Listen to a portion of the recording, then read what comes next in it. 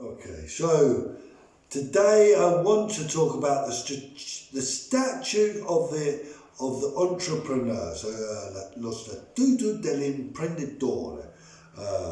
In this statute, there are very important laws for commercial entrepreneurs. So this isn't a statute for agricultural entrepreneurs. Remember, there's these two categories.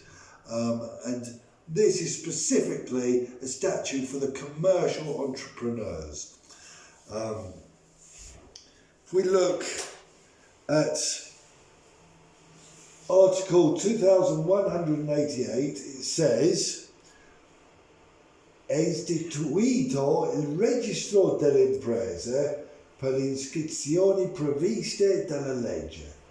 Il registro è tenuto dall'ufficio del registro delle imprese sotto la vigilanza di un giudice delegato dal presidente del tribunale. Il registro è pubblico. So here we see there's constituted a registry office where there's a register for the commercial entrepreneurs to publicize information. And a lot of information is legally, they must publicise for good reason. And there's, in this office, the vigilance of a judge, which is delegated by the president of the tribunal. So he will make sure everything is done according to the law, is done legitimately, and there's no omissions or things which shouldn't be done. It's obviously very interesting. These are commercial entrepreneurs and of a big dimension, a big size. Remember, the small entrepreneur has an exclusion of this. There is a specific law which excludes this duty. And so the interested parties of these big businesses have the access to information. Very important. We have maybe shareholders which are interested, customers. You know, if a customer does a big contract, he wants to know if the business has the size to do what it promised. Or maybe partners or potential partners or, suppliers or creditors, lots of other interested parties that need information to know how to treat these businesses, whether to give them more credit, etc., whether to supply them, etc. So it is public, and there's three types of publicity. The first type is a declarative nature, so it's a declarative publicity. And this means that the publicity, a specific publicity, be it the nature of the activity or the business address or whether it's trading or not or whether it's in bankruptcy or not, is public, and that's declared, it's declarative. And that information cannot be ignored. All parties must know this and can't say in court that I didn't know.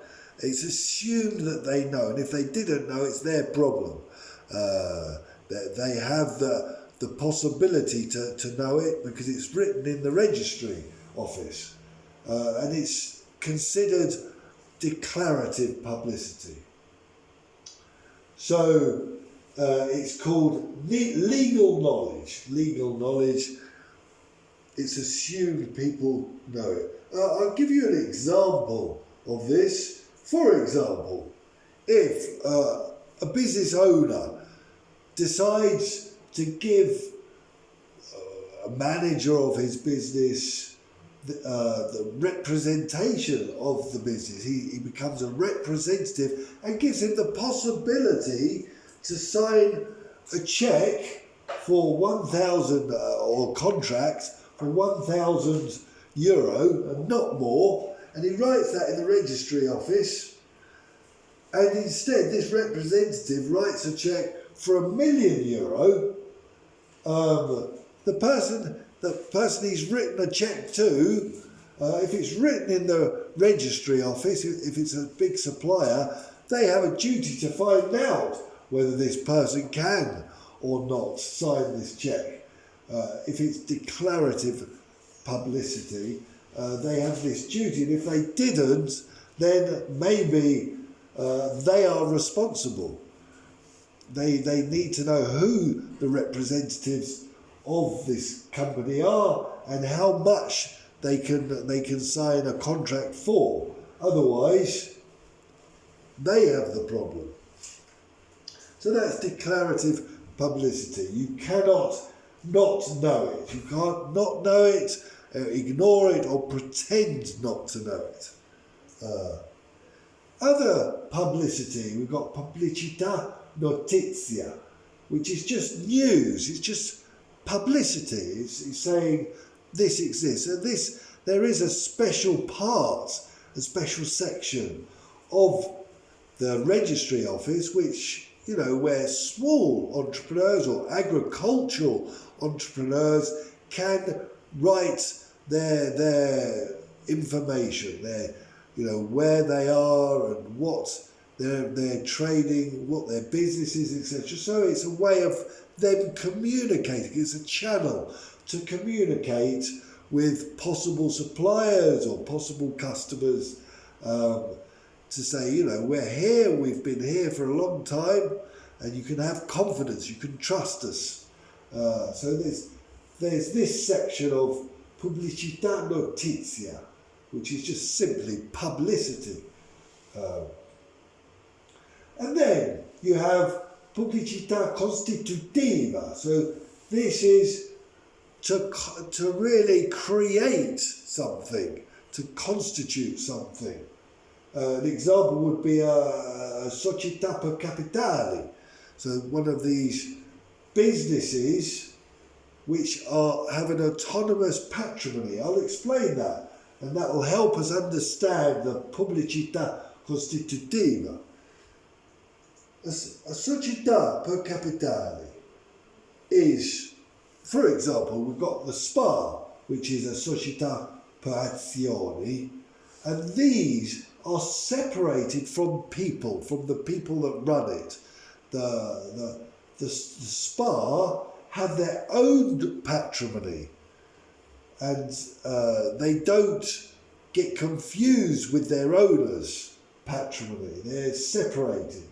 They have assets, which is bene, assets, and debts that belong to the company, to the business, not to a person. So they have what's called a judicial personality and autonomous rights and duties. Let's have a look at a società di persona. A società di persona is a society or a business where the owner owns all the assets. It's part of his patrimony.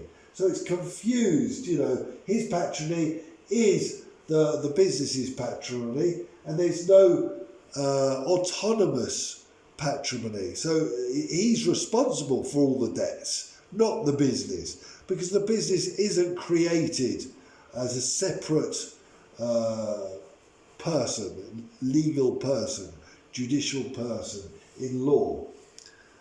And that's very different from a società per capitale, where, the society, the business has these assets and the owners are completely separate. So, okay. And that, if we go back, must be publicised. So we create this autonomous patrimony by writing it in the register. So when the constitutional acts of a società per capitale are written, and when they're registered, suddenly that company, that autonomy, becomes part of the ordinamento giuridico, part of the judicial system of Italy. And suddenly it exists, the society, the business exists as a subject with, rights and duties and debts and assets, etc., separate from anyone. Okay, so that's the pubblicità costitutiva. Now, also in the Statuto per entrepreneur, imprenditori commerciali, you must write the accounts. There's an obligation to write written accounts. We've got this duty, which again is not for small or agricultural entrepreneurs. They must write, according to this statuto, this statute, they must write il libro giornale, which in English is the profit and loss account, where you have all the costs and the income, and then you've got the profit. So all the daily costs and the daily income, or monthly costs and income. And then you've got the libro degli inventari, which is the balance sheet, where you write all the patrimony, what the company owns and what it owes. So all the debts and all the assets are written in this balance sheet to show, what is part of the patrimony of this business. And then any other written accounts which is required by law, because, the business is a certain size and has a certain nature, a certain activity. Maybe some laws require more written accounts. But we must be very careful when we write the accounts and register them in this registry office, because false accounts, if we write false information, it's a criminal offence. For example, if a società di capitale, which has limited liability, or a cooperative writes a balance which doesn't correspond to reality, it's a criminal offence. And we know from criminal offence, we know that we can go to prison. So it's very serious. Because obviously, società di capitale, they want to show how profitable they are and how much they've got to try to get more credit, and so be able to invest more and grow and achieve a certain size in the market. So there's a temptation to exaggerate. But, if somebody does exaggerate, they can end up with a criminal record and going to prison.